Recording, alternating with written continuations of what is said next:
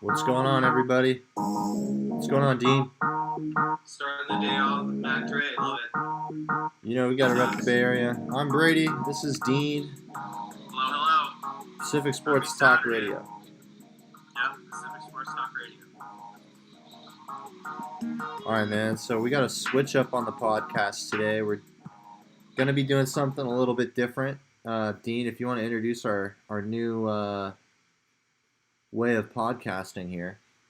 Yeah, so we're sorry people, we're doing this a day late, but every Friday and starting today, we're going to start doing special topics. So talking about, movies and sports movies and their impact and what we think about them and other sports topics, like curses or dynasties or, even stadiums. Maybe we'll review some stadiums, maybe some sports injury stuff, a lot of different special topics. But we're going to do that every Friday to mix it up. And, just mix up topics so we're not just, talking about the news all the time. Yeah, I think it'll be fun. We'll be giving you guys some insight on cool topics like the ones that Dean just suggested, and we'll be doing mini-series on each of those once a week. Mondays will be our regular show, and then Fridays are going to be kind of a special. Yeah. And you guys can obviously tweet out at us at PSTR Podcast. That's on Instagram and Twitter. The social media descriptions will be in our description on the video. All right, Dean. Stoked. All right, so we both watched the film. Dean had seen it probably 20 times. Yeah, probably more. Yeah, maybe a few more. And then this was my first time viewing it. We watched Field of Dreams. Surprisingly, I'd never seen the movie. I know, it's sad being a fan of the sport. You guys call yourself a baseball fan. Roast me all you want. So I just kind of wanted to share some of my first thoughts after seeing the movie. So yeah, we're gonna get into that. So just right off the bat, man, just the way the film was able to just capture the feeling of nostalgia, and me being a first time viewer, it's not like I'd seen it when I was a kid. Literally just watching it for the first time, feeling just felt it in my spine, man. I felt like I don't know. It was a really cool. Your soul. Felt it in my soul, man. It was a really cool experience. Yeah. It wasn't too long. It was just the right amount of time. It could have been longer, and I would have not had an issue with it. Kevin Costner was amazing. It's just a classic, right? Everyone knows the movie. It's a classic for a reason. Great soundtrack. And I think what me and Dean are probably going to be talking about the most is the overarching themes and how that what are our theories, behind the film, right? Yeah. This will be the first of our movie review kind of segments, and how maybe it is different with sports today than it was back then, and how we feel about that. So this is episode 1 of that. So any questions? I mean, what I think is really cool about this is, I shamed you a little bit for not watching it, but it's, with a lot of movies, it's never the same from the first time you see it. And I think it's really cool actually doing this movie, which is one of the top 5 greatest baseball movies ever, in my opinion. And I think a lot of people would agree. And your opinion, seeing it, you didn't even see it. I saw it probably the first time when I was 7 or 8. Yeah. And my opinion of it has changed as I've grown up, because, when you're a kid, you're not really a person, you don't understand everything. So that's why I have to keep watching these movies, because I get something out of it new every time I watch it again. So it's really cool at your age. You're probably picking up on stuff 1,000 things more than me than I did when I was 8 years old. So I'm really stoked to have this kind of review talk. So yeah, man, I'm stoked to talk about it. This is your first time seeing it, so any questions or thoughts? If you build it, he will come. Yeah. So right off the bat, I was watching it with Jackie, and she was pointing out she's like, this is kind of spooky because like it's in the 80s, uh, 89. yeah, late 80s, but still it's a part of the decade, and he's just out in this cornfield, right? And like us not being viewers of the movie before, we're like, what's going on here? This dude's out in the middle of the cornfield. It's starting to get like late at night. And He's you're thinking about like all the slasher films, like Children of the Children of Corn, the Corn, like yeah. shit, like It's stuff like that. it's starting. It's I'm like, whoa, this is kind of getting dark here, right? And like he encounters, you one can call them spirits. Other people might look at it as ghosts, right? They even refer to them as ghosts in the movie. Like, are you a ghost? That's like a question that's being asked by the little girl, by his daughter. So, like, Well, you're skipping ahead. Yeah. yeah, I know, but I'm just We should saying. probably talk about the voice first, right? No, I know, but I'm just saying that like I'm relating my feeling of like throughout the film. If you want to look at it in an eerie way, like you can get that from the movie. And I told Jackie, I was like, Oh yeah. I was like, don't look at it like that, or it's gonna be that. It is what's really cool about the film, and I'll let you talk after this. Is it's what you make it to be. Really, I like that a lot. Yeah, I just, as we've said off, you got it. You when we talked about it yesterday a little bit, in prep for this, you got the main thing as why I love this movie so much. It's one of those movies where the ending gives you a completion. You get a start and a completion. It doesn't leave you on a total cliffhanger, but it leaves you on enough where you can just be like, it's very interpretive on yourself and how you feel and what you think of baseball, on what you think happens next. And there aren't that many movies that are able to wrap up the story and leave you on not like a crazy cliffhanger like they're forcing it, because they didn't force it. It was like a very soft, subtle ending, Yeah, yeah. But it also leaves a lot up to interpretation. Like, are we going to see Terrence Mann again? Is Terrence Mann going to come back? Is he going to write about this? Yeah. He left. He went into the corn, like stuff like that. But it's not like leaving you on like, did this person die or not? Like, or it's not something crazy like that. It's not meant to be like that. It's definitely open. Discussion. It opens a lot of discussion. It's just a great movie. Yeah. And just quickly here, shout out to Daniel Diana, who's watching right now live with us. Thanks for stopping by, man. Oh, hey, Danny. Nice. Shout out. Thanks, Danny. All right, yeah. So just the ability to really like leave it up to like your opinion. It's one of those like I don't know. It's really like thought provoking, and it encourages discussion. So one of my questions for you is: so when we see Mann, the writer, go out into the field at the end and leave, so does that confirm, right, that he is in fact he wasn't, or like he was a ghost, or what's your theory on that? Because it said he was missing earlier in the film. I figured that just connects the dots, right? Like. Yeah, I mean, that's interesting. I don't know. I've read a lot of different things on whether they think he's already dead because, Moonlight Graham was already dead, and he had that little flashback. So you don't get a definitive answer if he's dead or not. Like, I can't answer that.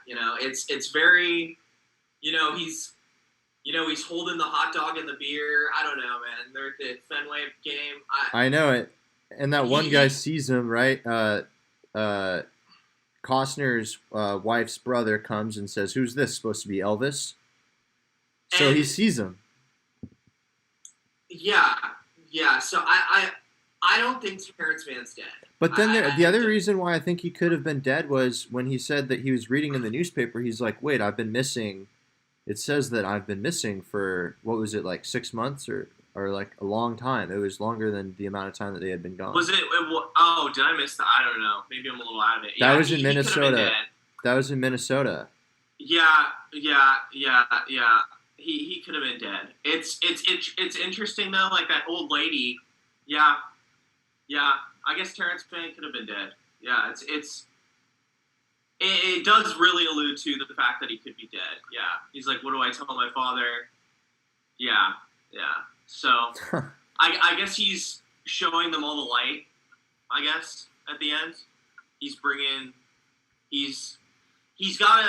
It's just I don't know. I don't focus on that. You're right. You're right. He could be. I just thought that was interesting. I picked up on No, that. it is. I missed that little time. See, I've seen it so many times. I forget things. I know his father can't find him. I didn't hear the exact amount of days. I didn't hear that. It was months. It was really like, I think it was months. I don't remember. It was really a quick moment, and you really had to be paying attention because it was like he kind of said that as Kevin Costner was out with Moonlight out in the Yeah, street. he said I'm gonna go out for a walk. Yeah, and it was just like, man, like I don't know. There's so many different ways you can interpret it. It's like was he just on this journey around the world? Was he just by himself the whole time, just with these like, you know what I mean? It's if you look at it Yeah. in a realist perspective, and I know he was a student at Berkeley, so maybe he got a hold of something, and it was just a long journey. Oh, like he's at school right there. No, he was a student at Berkeley in the '60s. I know I they. know, but so he's 30. You think he's just tripping? Yeah, I think. What if it was just a long trip? I read that. I think that's a really sad way of viewing that movie. That's what I think. I read that. Yeah, where'd you read that? I read that on Reddit.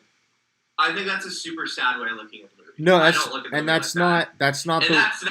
that's like an attack mentality of watering down the message of that movie. When you Well, say that's shit not like me. that. That's not me saying that. No, I know. I have a strong opinion of that. I think you don't get the movie then if you say it's just one long trip. I mean, they do reference that. He's like, because it's funny because his wife is from the Midwest, but she's like a total hippie. Yeah, At that, yeah. I love the scene where they're at the student the conference, and she calls, and that woman's like attacking Terrence Mann's like work, and she calls her a Nazi cow. Oh, that was great. Yeah. It's interesting. I don't think he was tripping. No, I don't think so either. I think he was having, even though it wasn't his quarter life and it's not his midlife, but he was having a little bit of a crisis of who he was, and he felt like he had, kind of settled, right? Because he was saying, like, I have a wife, I have a farm. I didn't even know I was going to have a farm. Like, Yeah. he's not a farmer guy, and he has a daughter, and I think it's him trying to cope with feelings of regret with his father in his life, and some higher power, be it whatever you think, gave him the ability to, fix that regret that he felt in his life. I don't know. When it's a trip, I think that's too much because he actually did build a baseball field. So I hate that analysis, by the way. Whoever said that on What? Reddit. That it's just so the he trip? built a baseball field on a trip, or he's just tripping in his room. Like, I think that's too much. I just thought that was interesting. But I will say this: I think they could all be ghosts. I do agree with that, but the trip is too much. I don't agree with that. All right, so I do think. Sorry to get you a little heated there, Dean. No, it's good. It's good. It's interesting. That's interesting. Go ahead. Something that I personally thought, like in pairing with like many other theories that I had throughout the film, and one of them we talked about was like dream, believing, faith. Those sort of like that triplet. But the other thing that I kind of looked at was so the White Sox players, right? Shoeless Joe and company, part of the 8 Men Out crew. Those guys kind of like they had a lot of regret, right? They had a lot of like you just mentioned how he had his own feeling of regret. Mm-hmm. And it just seemed like so Moonlight. He only played that half an inning. And he never got to bat. He never got to bat. He was a doctor. He felt that like that regret that like I wish I could have gone back and done that. Yeah. it almost seemed like he's like Davy Jones, and he's the captain of the Flying Dutchman that is that field, and these players. That's what I said. He's showing them the light. He's helping them fix their regrets, He's right? harboring these lost souls. Yeah. I I guess I wouldn't call it harboring because isn't the field like I would call it heaven or whatever? Like I don't know if is he harboring them? Like I just kind of I saw that parallel where it's like these are souls that are lost. You know, they all had a connection with each other through baseball, through the field. Their yeah, one connection that they all had was through the field, right? yeah, And like yep, that was his way of bringing them peace. yeah. No, they were not at rest like himself. It's like how do you help spirits? So he, it's weird. It's like someone was. I kind of thought it as like you could look at it like as maybe Greek mythology or like the Bible, where he had to complete tasks to meet his final goal. He had to help these other guys. He had to help Terrence Mann. He had to help Moonlight. He had to build the baseball field originally to help Shoeless Joe. He had to help those three guys, and had to help them in like what were the three things the voice said? The voice said it said build it and he will come. Go the distance. Go the distance, and what was the third thing he said? One inning can change the world. No, it didn't say that. No. It was ease his pain, and then it was go the distance. Yeah, ease his pain. So Sorry about that. no, it's cool. So build it and he will come. He helps Shoeless Joe, and Shoeless Joe comes out, and then he helps the other White Sox and like a bunch of other players, and he helps him in that way. But in the same way, his father ended up coming, so that works twofold. Ease his pain. He helps Terrence Mann finally get that feeling of going back to the baseball field, and he kept saying, "I just want people to leave me alone." And he was able to find solace and peace in the baseball field, and bringing him back. So he eased his pain, and he eased his father's pain, eventually at the end. And then go the distance. He drives all the way out to Minnesota, and he brings Moonlight back, and he's able to meet his one wish in the world, which was that his one regret when he died, which was to stare down at a big league pitcher, what he said. And, he goes the distance with his father, and they ended up playing, throwing catch at the end. So it's a completion, but it's just interesting. It's like he had to someone was teaching him lessons to finally build up to getting, what do you call it? Closure. Getting closure with his father. Exactly. Hey, so something interesting that I kind of noticed while you were saying that. So he starts off. The first thing he needs to do is he builds the field. That's first base. Yeah. Goes to Fenway, second base. Gets Moonlight, third base. Helps those three guys. Does those three things, and then finally, when he helps those three different situations, he rounds back to home. Rounds home. Yeah. No, it's completely intentional. I love it. No, there's so many little. That's awesome that you picked that up. Yeah. Yeah, it's a deep movie, man. It's deep. It's like it reminds me of like all the Easter eggs, like Grand Theft Auto and Red Dead Redemption. You know how they're working on those games for 3 or 4 years, and you find all these Easter eggs. While it's like, wow, that is so detailed. It's kind of like it's one of those. It's like that movie. Yeah. Definitely. Not many people will go into that much detail. Like it's that. I can't imagine how much work that took. Like the writer, whoever wrote it, was amazing. Oh well, it was actually originally a book. Oh, was it a book originally? Yeah, apparently. I actually never knew that. The book was a lot different. Yeah, it was written by W.P. Kinsella. Oh, Kinsella wrote it? Yeah. Oh, I know that guy. He's a Canadian novelist. Yeah. But his book was it was called Shoeless Joe, and it was adapted into the film Field of Dreams. Oh, cool. Yeah, so definitely check that out if you guys are into that sort of thing. So hey, what would What would you say like the biggest theme throughout the film was for you? Uh, hmm. Like one theme that stood out.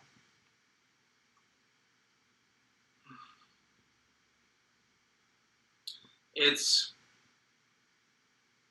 it's like in the American Dream. I don't know. It's tough because I have two of them. Kind of. There's faith.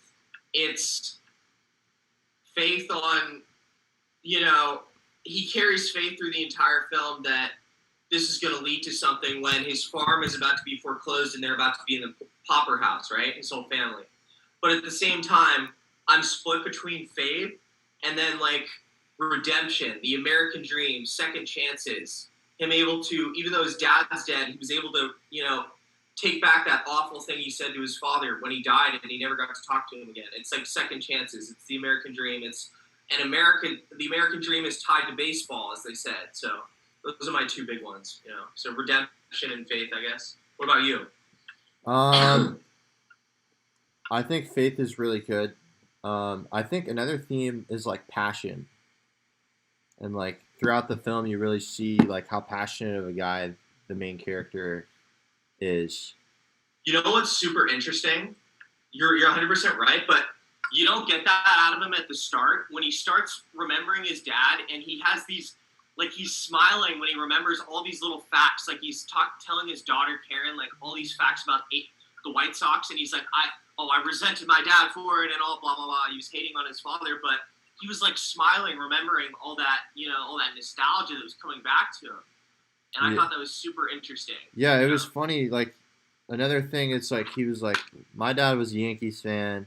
And he was like, no, I thought he was a Dodgers fan. Brooklyn Dodgers. No, his dad liked the Yankees, and he liked the Dodgers. His dad was a Yankees fan. Okay. He liked the Dodgers, but then he said, but then Brooklyn moved to Los Angeles, and that was one less thing for us to argue about. So he kind of alluded to the fact that like it was very subtle, and you had to pick up on it. But his relationship with his father wasn't great, right? We don't know the entirety of his relationship, but he moved all the way across the coast to go to school in Berkeley. Well, you know why? This is another really interesting thing.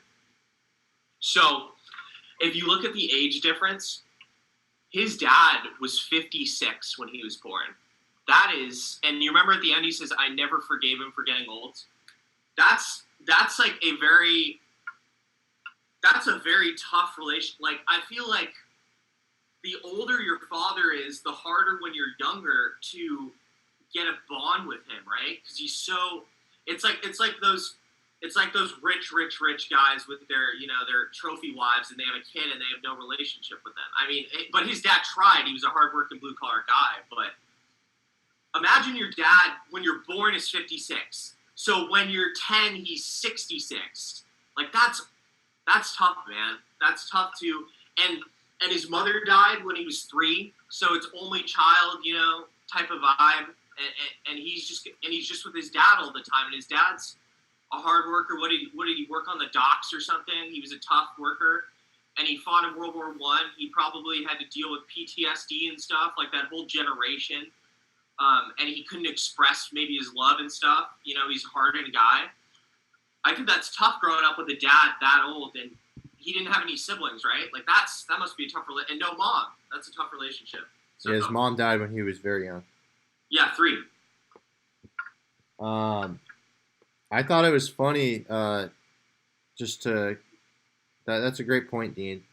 Definitely, all of that had to do with his the tough relationship. Yeah. I thought it was funny when he was in the beginning when he goes to the not like the hardware store, but like kind of like an Orchard Supply type thing. Like the feed store. Yeah. Yeah. Yeah. I know. I sound like I know what you're gonna say. I sound like a real city slicker, but when I say it's all right. I have some farmers in my family. It's cool. Go ahead. I do too. I liked when he was like, "So don't you ever hear voices out in the fields?" And then they all just start looking at him like he's crazy. Ray's hearing ghosts in his field. He's seeing ghosts in his field. I just thought that was like a random moment that like it didn't like need to be in there. Like it wouldn't have affected the film as much, but it added like this layer of like lightheartedness. It was a little comedic relief because it was Definitely. heavy up until that point. So I just all those like old farmers that are like like six of them are like looking at him like like because you know the entire movie. This is also 1989. The Midwest is so like I don't know how it was back in this day, but it was like very like conservative, hardworking.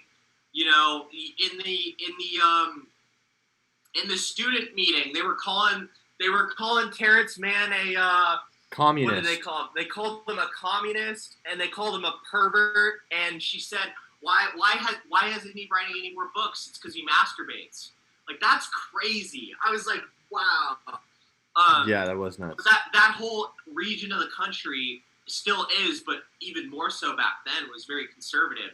And so all these, you know, weird ideas and trippy ideas, I like totally. I mean, they were sitting on the road in chairs watching him build the field. Like that dumbass is building a ball field in his corn. Like I just, you know, it's very interesting how he's having such an out there experience, and his wife is a hippie, and they're living in Iowa, and all these people are like judging him and looking at him like he's nuts. So yeah, Yeah, he's definitely ostracized. But what's interesting is like he doesn't even really care. His wife sticks up for him, but he honestly he's so caught up in his journey of like I don't know if it's self identity, but like just we talked about all the different themes that he's searching. He's on this journey for himself to learn more about the meaning and meaning of life and all these different things that like he could care less what these people are saying. He's just at the meeting. He's reading his book. He's trying to figure out different things. He's not even he's like disconnected from reality, right? He's just so caught up in this field of dreams. I think I think he's able to be like that though with the support of his wife. If his wife didn't support him, I don't know how any of that happens. You know, Yeah, she's the real MVP. I know his wife's Annie's cool, man. So he is. He's totally lost in the sauce, as a lot of people would put it. You know, and he's so consumed with this idea and this thought, and it's very interesting. It's just I don't think I've ever been so consumed with one idea in my life. That's just such an interesting thing to me. Like he doesn't even care that his house is going under his farm. Like, No, but but yeah, if he didn't have the support of his wife and daughter, he wouldn't be able to do that. But it's interesting. Yeah, he's totally focused on it. I thought it was interesting how at the end his daughter and I kind of thought this too. His daughter said that people would come and watch these people play and pay tickets. So, do you think that all right, let's say that like 10 years after that like story arc, like that timeline, 10 years after that, do you think that he's still a farmer? Like where is Kevin Costner's character is he selling tickets? Do you think people would actually go to that? Is can people see those players playing? Like in your mind, what goes on after the movie ends? I don't know. I mean, at the end they had all those cars driving. Didn't you see the cars? Yeah, I I don't know. If you look at it from a mathematical standpoint, those bleachers are tiny. Those are thousands of cars. You know, how far is this going to go? There's real baseball players. Like, I don't know. I think I just leave it at that. I don't think with this one, I think that far into the future because that kind of affects the story. Because then it's like, well, how out of this world are you going to make the continuance of this story? You know, I'm just curious if it lives any further in your head. Like how does it end? You know, sometimes films will be like, now this person's doing this. Like sometimes, and I agree with you. I think it's ended in the best possible way. But I'm just curious, just to take that another step. Like for you, where would you see well, it? hopefully, I wrap it up in my head. I don't wrap it up 10 years down the line. I wrap it up. People come, they watch, they're in shock.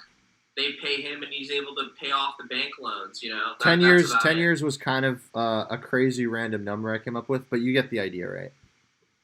Yeah, I don't know if I think about it that far. What do you? Wrap back. What do you think? What do you think? I obviously you've thought about this. I mean, 10 years down the line was kind of. I'm not gonna lie, that was just like. That doesn't matter. Yeah, no, What do no, you see no. happening? Yeah, I don't know. I think it's interesting. I see it like I see people coming from. I mean, yeah, I do. And I do see people coming and watching them play. Right. Obviously, it shows. It alluded to that. You're right. The all the lights on the streets and stuff, all the cars. Um, You see the cars are like miles back driving up. yeah, there's a lot of people coming to watch them play. Those bleachers are Like tiny. He's gonna have to. I know. He's gonna have to build some bigger bleachers. See, when you start like tearing apart the story like that, it waters it down. Like I've thought about that, but I don't want. How are they going to feed these people? Where are the bathrooms? There's one bathroom in the house. I think that ruins the story when you start doing that. Hey, I wasn't. I don't wanna do that. I wasn't can. trying to ruin the story, man. I was just trying to. No, no. I don't think you are. I'm explaining to you why I don't do that. Because I think it ruins when I start doing that at the end. It's not like the Matrix or something where I could talk about what's going to happen to them like for days. Like this is. I just feel like they're able to make money because you think about the schematics of it, like it makes no sense. They don't have bathrooms. All these people where they're going to park their cars. It's yeah. Those are my thoughts on it. Okay. You get what I mean, though, right? Like, Totally get what you mean. yeah. I'm just going through my notes here. Seeing Great. there's a couple of extra things that I kind of wanted to talk about, but we've pretty much nailed most of all what I wanted to speak about. Yeah, I like the soundtrack a lot. The piano was great. It was really nostalgic. Yeah.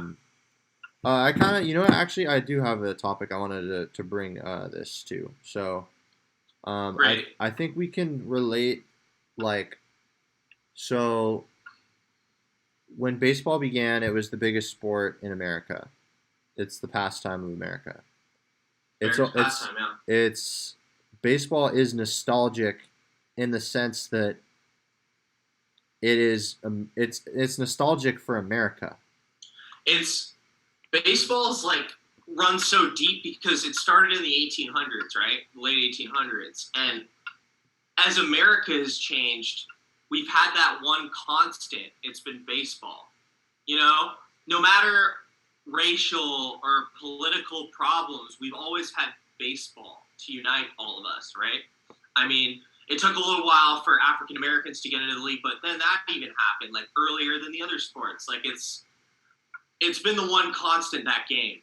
Yeah, sorry. I just wanted to add that. Go ahead. No, that's great. But it's nostalgic. It's the pastime, right? And I just think it was interesting to kind of see, like, now in the present where baseball is struggling as a sport in comparison to the others. And it's just kind of seeing it's like a time capsule, that film, and it shows like. Oh yeah, to add, it got released on the 21st, so we almost reviewed this 33 years to the day. By the way. Oh really? Yeah, April 21st it was released. Oh, that's awesome, man. I just wanted to add that. I thought you'd appreciate that. No, I do appreciate that a lot. Shout out to Field of Dreams, man. Great movie. Yeah, man. I just think that I just think that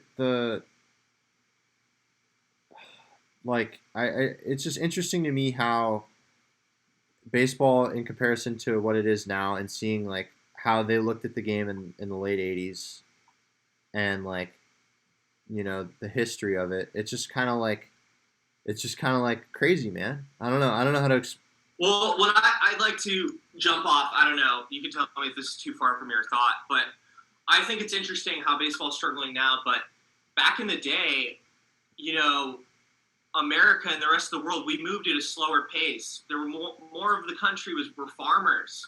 So watching a baseball game was like farming. It's slow, it's low key, you know. People went out, they did that, they could relate it to life at the time. Now we're in the fast lane, so what do we think? Basketball, running up and down, up and down, up and down. Football has intermissions, but it's like the gladiators, man. They hit people. Like, I feel like as society has gone further into, you know, driving 100 miles an hour, baseball is still like a slow game, and they're trying to speed it up. So you're on point with that, Dean. And I think what I was trying to make the point in, I got a little carried away. Basically, like, it's interesting. Yeah, like the film takes place in a slow town, right? It shows the heyday of baseball, and that was in a time where times were much slower than they are now. You could sit at home, listen to the game on the radio. Something happened in the seventh inning, like whatever. It's like a very long, slow game, but there wasn't a lot going on in their lives, so it occupied time in a way that was like it fit seamlessly with the time period that it existed in. And today, people's attention spans are not the same as what they were back in the day, right? Um, but I think it's like reading books, right? Like books aren't as popular; they're struggling as well. A lot of people read. I think I don't read personally, but I don't bash it. I think reading's great. I have a harder time reading when I can go watch a movie about the same book. I know the book's generally better than the movie, but it's the same struggle that baseball faces with like the pace and the time that it exists in. I don't know. Do you catch all that? I know. That's a lot to unpack there. No, you basically just did a parallel of what I was saying. Yeah, I totally agree.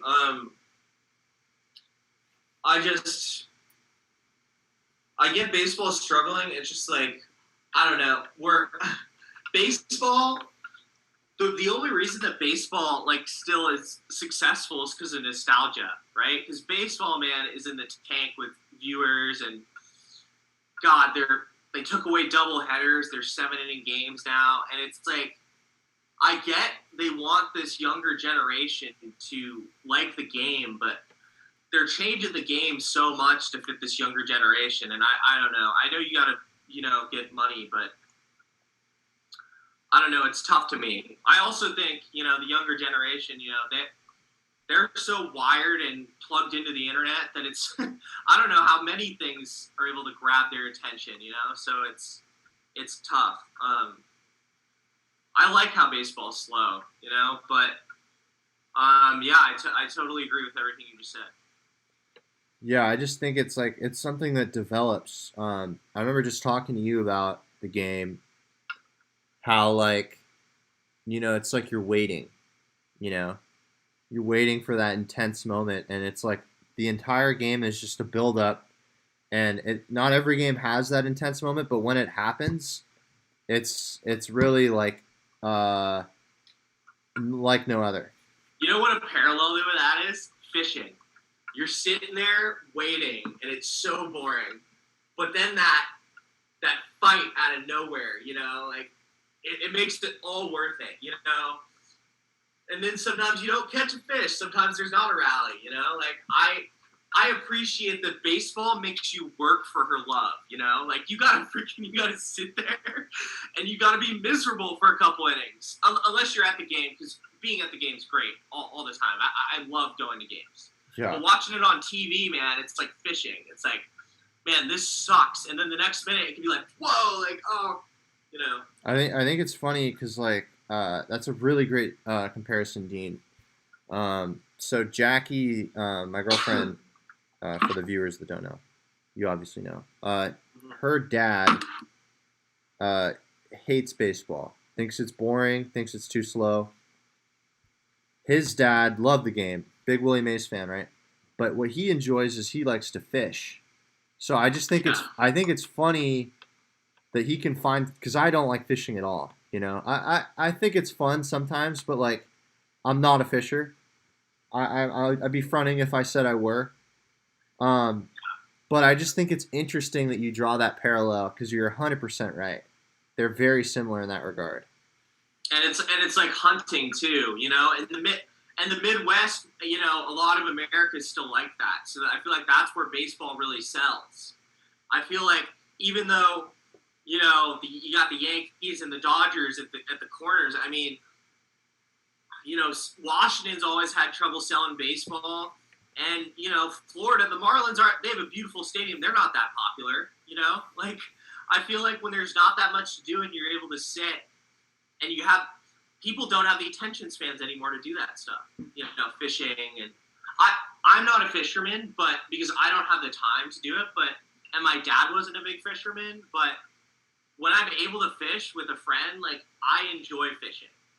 I don't know. I like the calm of it, but because I like getting out of the fasting and chilling for a second because it's exhausting just being us in this day and age. It's too much. I like just taking a day and just doing nothing and just sitting on the water and just listening to the waves and but it's preference, and I feel like we're losing that in America, because as you said, Jackie's dad. Now my dad watched all the sports. He watched baseball, basketball, football. Obviously, I have a football family, but my dad always liked baseball. He grew up watching the A's and the Giants, and I really appreciate baseball. But I feel like that was kind of the cutoff age range, like our parents, where some of them didn't like baseball. The majority of them don't, but I think it's going to become more and more because basically the love for baseball comes through your parents. Like you can develop football and basketball loves. I feel easier. Yeah. Baseball's got to come through your parents. You got to play it at a young age. Or if you pick it up too late, I don't think you're going to be able to enjoy it. I think baseball has to grab you from a very young age through your parents, like letting you go play baseball or talking about baseball. Otherwise, you're not going to love baseball.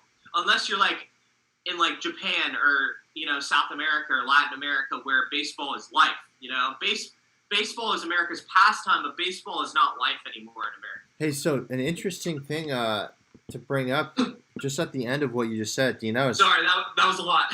No, and when I bounce off of things, it's just because I really liked where you're going. But I have a question. I think it's interesting that we know it's big in Japan. Japan is not going to really suit what I'm about to say, though. I think in Latin America, South America, I feel like the pace. I don't know the pace that they live, but I would argue that it's probably slower than the way things are here in America, and maybe that has an effect on how they can appreciate, But 100%. A lot of it's still, a lot of areas are very rural down there. No, 100%. You're right. It's like, yeah, it's just like like what's going on in your life can affect, like you said, how you view certain things, and that's in Japan. Besides its major cities, man, I know it's built up, but I don't know. There's still a lot of farming in Asia, and Japan's got a bunch of mountains but baseball is their national sport. But I agree with you. I think in those even parts of Japan, like especially South America, it's very like rural down there. A lot of places, at least a lot of where these kids grew up, and it's like they can enjoy it like that. But it's also a means to get out of poverty. It's like becoming a boxer from a poor area in the country, right? Like it's a ways to get out, but it's also it's loved so much in that part of the world because of the slow pace of life. I agree. Yeah, man. That is some good stuff right there. Yeah. I don't know. Is there anything else, just circling back to Field of Dreams, that you wanted to talk about? We're at the 45-minute mark here in our power hour.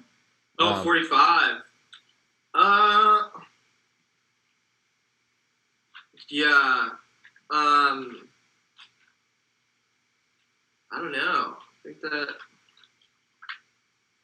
was about it. I think we kind of covered about everything. Yeah. I think that. Yeah.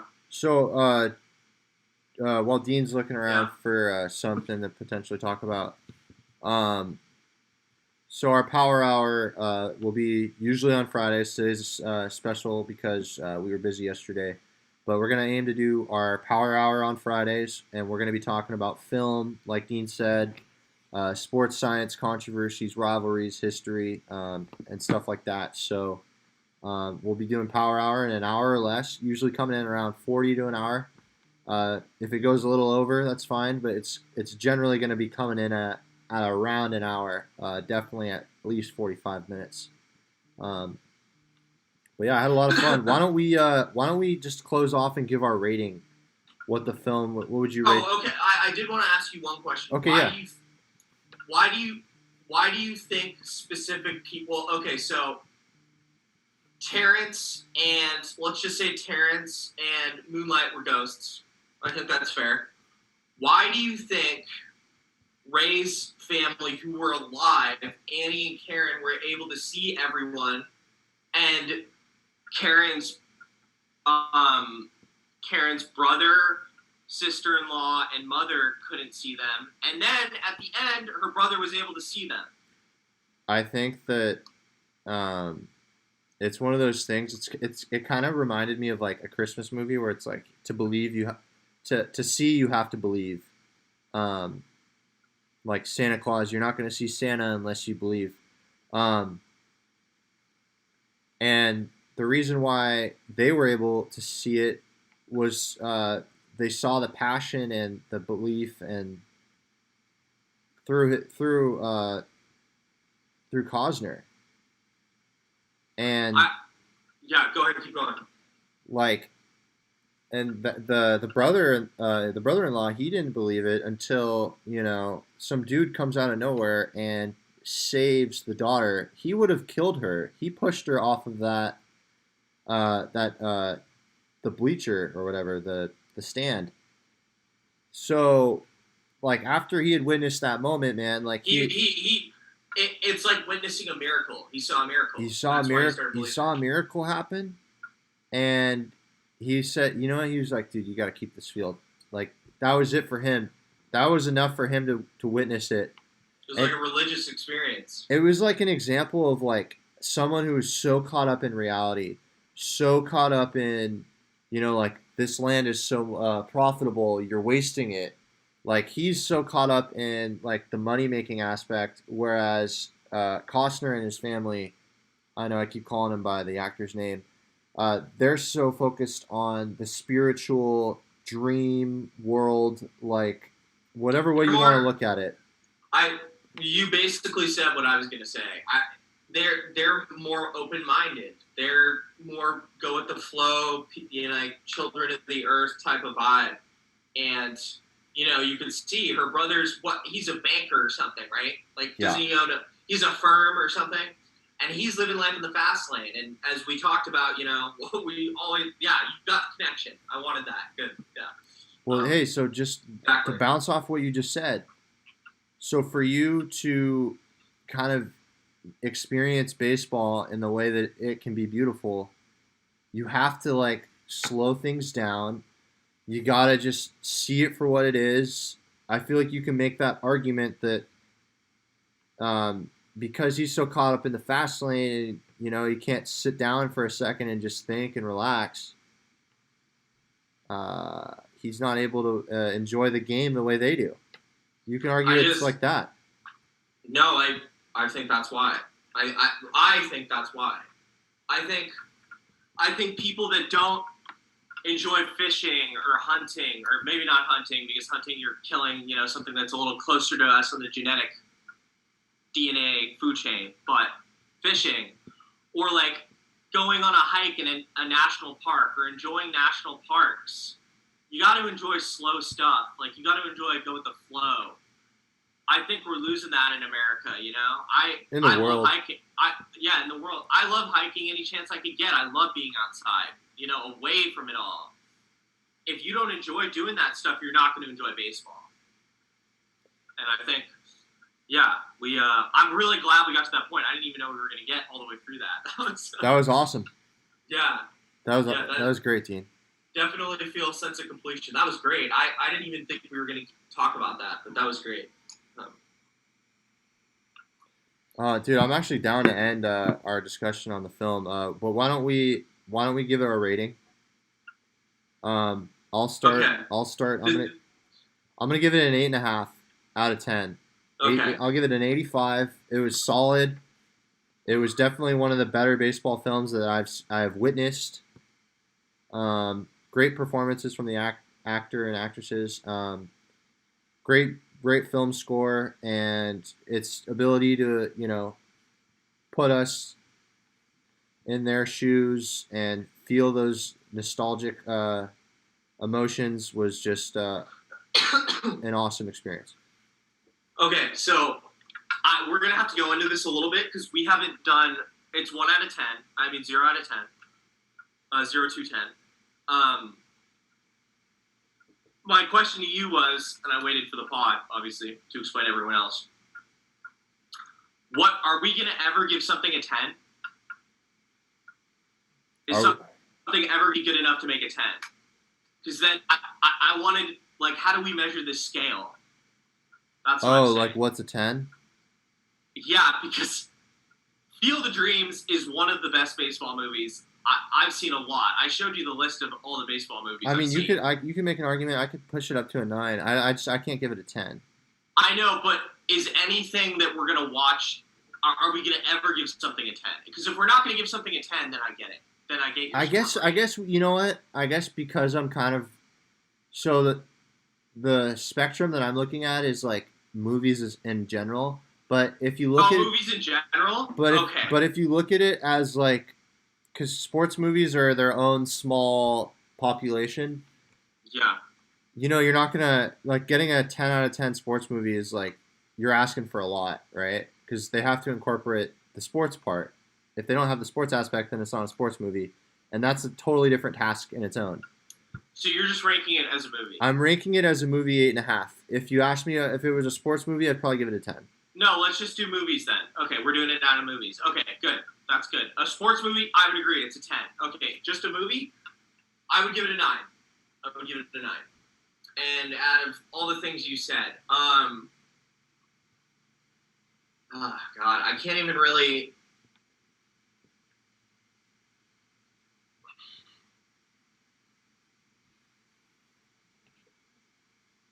I'm trying to critique it. I love that movie so much. It's hard. Because it's a sports movie. It's hard for a sports movie to make a 10. I don't know. I would give it a 9 out of everything you said. I would give it a 9. Dude, it's hard for me to hate on it. It's hard. I don't think giving it a 9 is hating on it. Yeah. I think out of movies, flat. Yeah. I think it's a great film, man. It's timeless. You know what? This is what I'd like to say. I think there's got to be, even though we got character development, for a movie to be a 10, you either have to have multiple character developments where they change over time and they do it flawlessly, or the person has to he didn't change that much, right? I don't know. I feel like that would be a 10. I don't know. I'd have to think about it. Do you feel like Costner's acting held them back? And he did an amazing job, but do you feel like if he had gone above and beyond, he could have brought it to a 10? No, I think he did as much as he could with the plot. I don't think he wasn't meant to go above and beyond in this movie, right? Definitely. I just feel like it's a slow pace. It's a chill. It's not. It's not supposed to be a 10. Like, I feel like that's not the vibe of the movie. I don't know. No, I got you. It's a classic. It's a timeless classic. Yeah. So 8.5 and a 9. Cool. All right, Dean. 55 minutes in. I think we can call our power hour now, and we'll switch over to the sports world. That was a pretty solid first episode under that category. Yeah, that was impressive. I'm proud of it. Nicely done, Dean. Nicely done.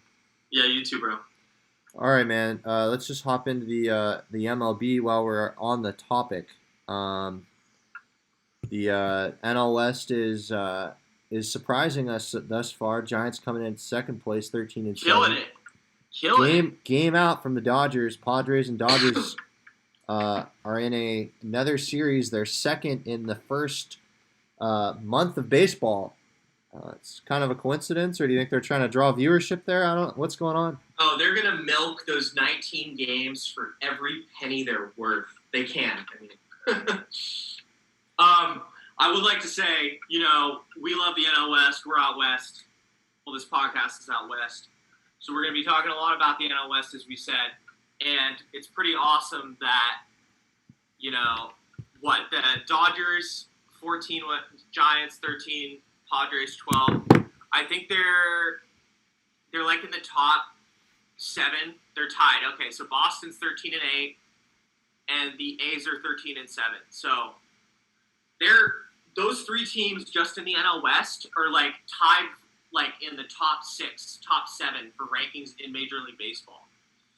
And we thought Arizona and Colorado were going to be really bad. I know the Rockies are 7-12, but they're also, man, can we say that the NL West is the toughest division in baseball right now? Oh, easily. And go ahead. You know what's interesting is the worst record right now. I know it's early, but the worst record in the entire league of baseball is the Detroit Tigers, who are 7-13. That's not terrible when you look at teams in the NBA who might have had less wins than that on the season a couple weeks ago. You know what? That brings up. I would like to add this. It's kind of like basketball. The scoring's gone up to crazy amounts, and I feel. You know what I feel like? I want to transition into like a deeper talk. So I listened to Broussard and Ron Parker, right? Is it last name's Parker? And they were talking about what Gary Sheffield, the great legend, 500 home runs, played for the Yankees, great dude. We grew up watching Gary. He said he doesn't watch baseball anymore, and he's not trying to. And he said he didn't want to. I'm rephrasing his words, but he didn't want to be an old head hating on the game. But it's kind of unimpressive at the strikeout rate for these guys and how everyone's swinging for the fences. And I feel like with everyone swinging for the fences, there's more of a chance for other teams to win. It's less likelihood on the outcome of the game because the better team, if they're just swinging for the fences, even if they have the better hitters, they're not getting men on, right? And maybe the crappier teams are getting more normal hits, and they're just trying to get any hit they can, right? So Gary Sheffield was saying that's really the amount of strikeouts and the amount of home runs, how home runs aren't as meaningful, which was true. I agreed with him. Has taken his love for the game, for watching the game. What do you think? I do. I think that is. I think that's a huge part of why he's probably not watching it. I think another, at least has some impact on it, would be baseball's treatment of people like Gary Sheffield, who were one of the names among the trials in 2009 or 2008, where hundreds of players had been brought up through the help of Jose Canseco in the steroid era. Yeah, but that's a special topic. We're not going to. No, but I'm saying that I think that would have some impact on his viewership of the game because he played in an era that is essentially baseball wants to forget about. So how would you feel about the sport if the sport itself tries to move on from your history? I agree with him though that the strikeout rate and home run rate of the league is he's completely out of control. He's completely right. But I agree with you. Do you see my point? Yeah. Obviously, it's like calling someone a drug addict, and it was never proven he took steroids. He never tested positive. Yet you're categorized with all these people that baseball, like all these stupid sports writers nowadays, just categorize them all into just this block of, they're cheaters, And Gary Sheffield, man, he was a winner from day one. He won the Little League World Series when he was a kid. I remember knowing that because Bellinger did it, and he was the second guy to do it, win the Little League World Series and then the World Series. Gary Sheffield did that back in the 70s or the 80s. He won the Little League World Series. So Gary Sheffield's a legend of this game, and it's sad, that he's an outcast kind of by certain people. No, I agree, Dean. Um, But anyways, I just think that's why the records have gone up for the league as a whole. The the home run shots, the 3-pointer is the great equalizer. It's brought up, people's record. Like I think the home run hitting, well, my argument, I think you missed it. So what I was saying about baseball is the worst record in baseball is 7-13. I know it's early; we're 20 games in, yeah, but that's not a terrible record. And if I go, let me just hop over to the NBA here. So 7-13, that's not too bad, right? yeah, Um, let's look at the Timberwolves, or no, let's look at the Rockets. I know they're just abysmal. They're 15-45, right? So yeah. they've lost more than half of the more. They've lost more than double. They've lost triple the games that they've won. But the talent disparity isn't as large in baseball as it is in the NBA. That's what I was kind of alluding to. I saw Houston and Minnesota, Boston, and the Suns. Like, like, how, like I just anyone can win on any night is what I'm trying to say. That's with basketball, the talent gap is so large that it's. I was just saying, I don't know. With baseball, there's a little bit more of. With the home run, there's a little bit. Games could go either way. That's all I was trying to say. No, I totally get you, Dean. Yeah. So they got the Giants got Gaussman on the mound tonight. I'll be going to the game, so I'm pretty stoked. Jealous. Is he 2-0 right now? He's 1-0. He should be 3-0. I know. I thought he got that other one. Oh yeah. man. Yeah. He's been dealing. I'm confident.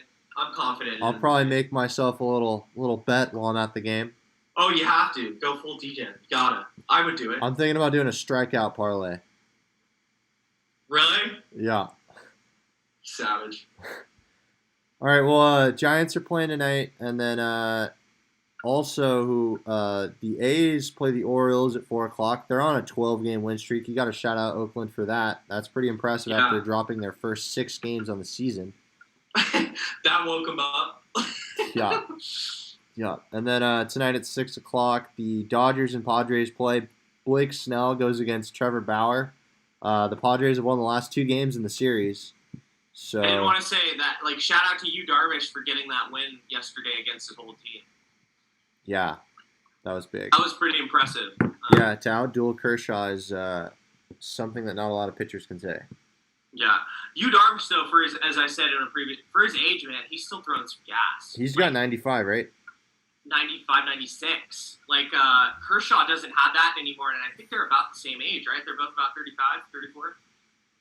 Yeah, they're. I think Kershaw's a couple years older, but yeah, they're close. Hey, so something I want to question. I got a question for you. Last thing I want to talk about in baseball. So we've seen Kershaw in the regular season be one of the best pitchers the game has No, ever. man, you Darvish is older than him. Kershaw's 33. You Darvish is 35. Oh wow. Okay. Yeah. Anyways, that's I impressive. just That's impressive then. I'm impressed with his velocity. Go ahead. Me too. We've seen Kershaw be, definitely one of the best pitchers we've ever seen, and he's like Peyton Manning. But I don't want to talk about his. I don't want to talk about his playoff woes, because you're right, that is a part of it. But I'm just saying, as a pitcher, he is one of the best pitchers we've ever seen. DeGrom feels like he's kind of getting the torch passed. I think it's fair right now for us to make the argument: is prime DeGrom better than prime Kershaw? I'm curious what your thoughts are. Prime Kershaw never threw as hard as prime DeGrom. No. DeGrom throws harder. Like, he averages 98 right now, I think. Well, he's got a 94 mile per hour slider. I see him reach back and throw 102. Or 101 this year, I think. That was his top.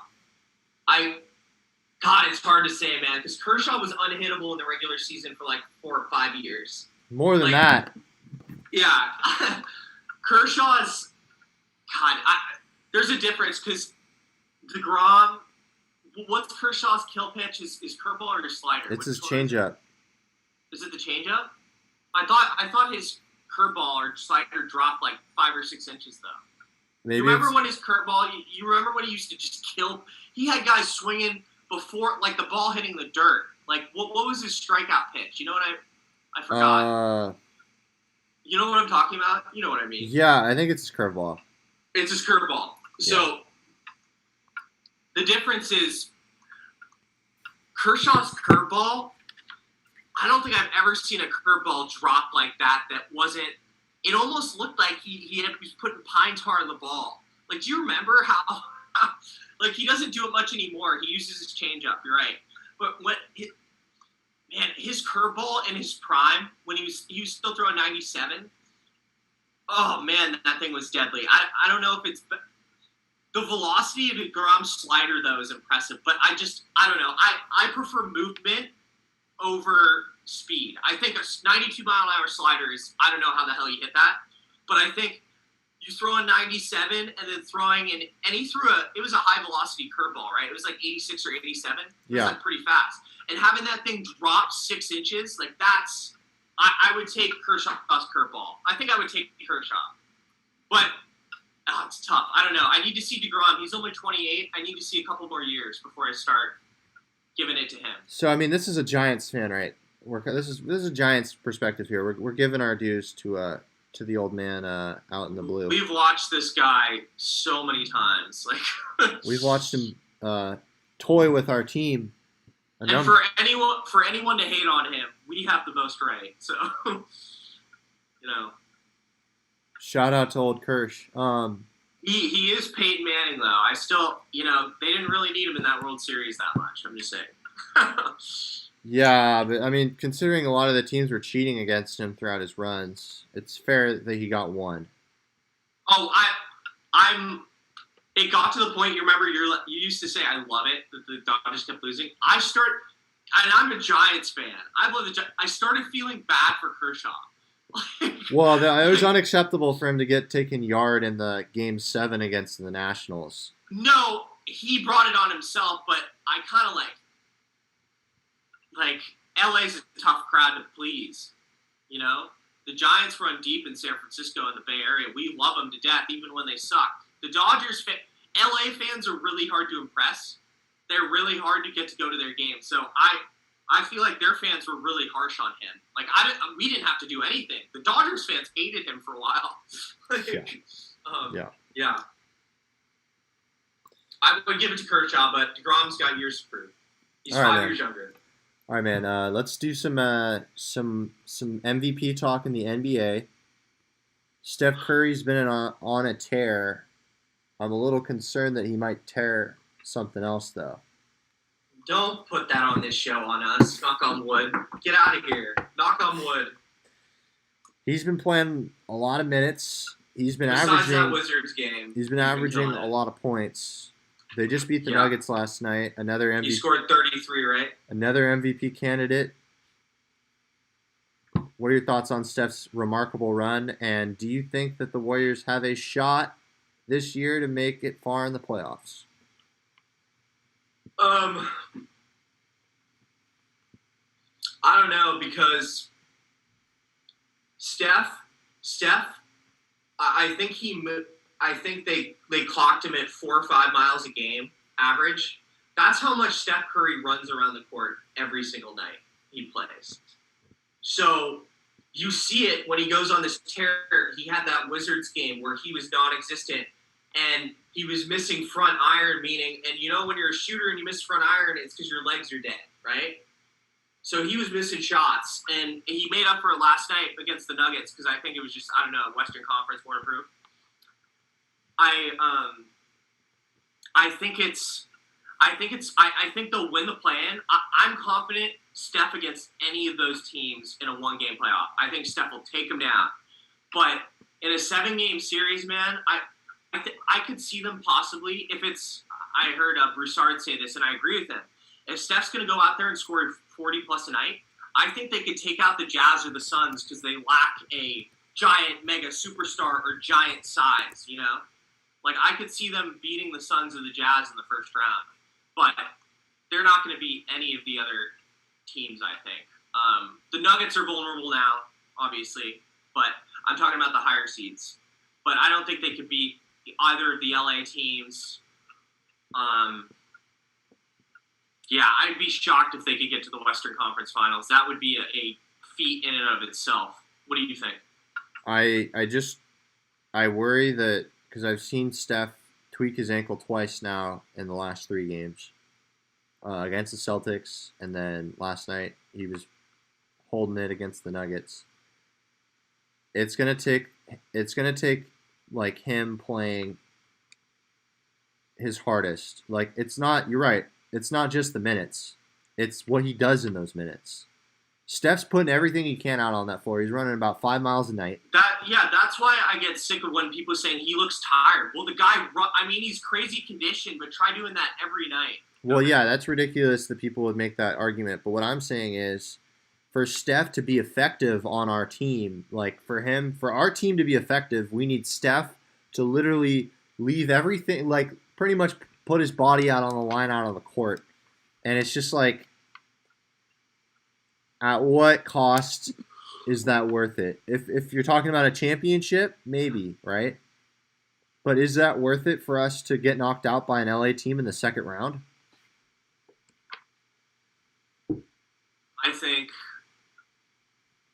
I don't think it's worth it, but I don't think it matters because they're not going to tank the season. I think his body can hold up because he's been off for a year and a half essentially.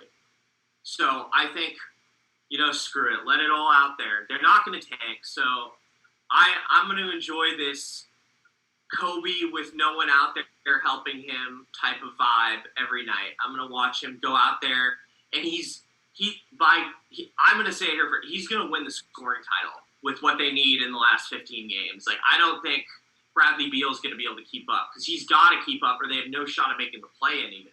So I'm going to enjoy this little Kobe run by him, and I'm not going to hold them to the standards of even, I don't know, maybe even having a first-round exit. I think they'll get in. I think they'll win the play-in. I think you got Steph Curry. He's one of the 5 best players in the league. So, yeah, that's my thoughts. Love it, Dean. Love it. All right, let's hop over to the NBA or the NFL and then wrap up.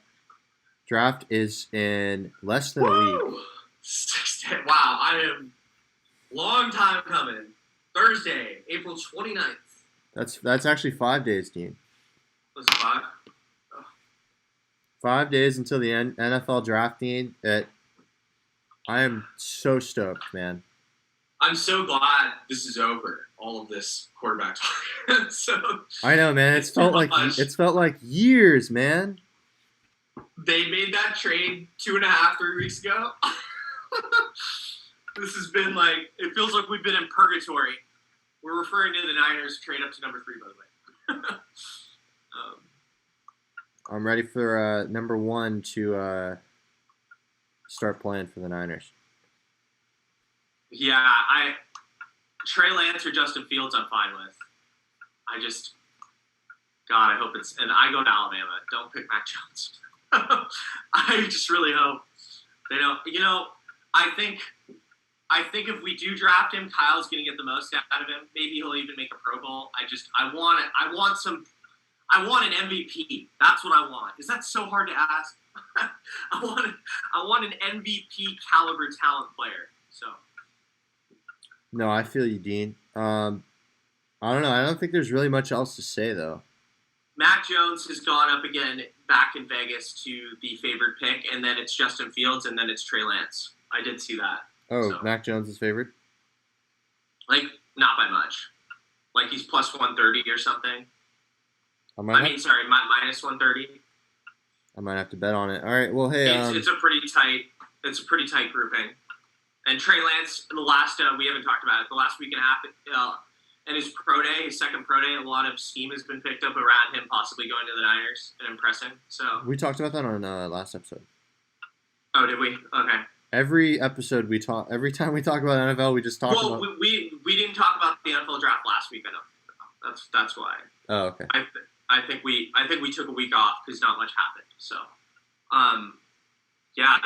So do you think there's any chance, I just wanted to ask you, that the Jets pick anyone but Zach Wilson? No. So the draft is going to start at 3. God, the chaos. Stoked. All right. All right. Well, with that being said, Dean, I had a good power hour with you today. I think we conquered a lot in that hour about our film. We'll be tweeting our next topic for next week. We'll be deciding that in the next couple of days. If you guys have We'll any, probably know by Monday. yeah, definitely by Monday. Just let us know if you guys enjoyed the video. Like, comment, and subscribe for more content. And any ideas about topics would be cool. Yeah, we're open-minded If anyone's to super interested. a Yeah. lot of recommendations out there. All right, Dean. I like the new soon-to-be Friday format. That was a good time. That was a great time, man. Yeah. So, All right, hey, peace out, everyone. thanks for joining us. Thanks for joining us. Take it easy.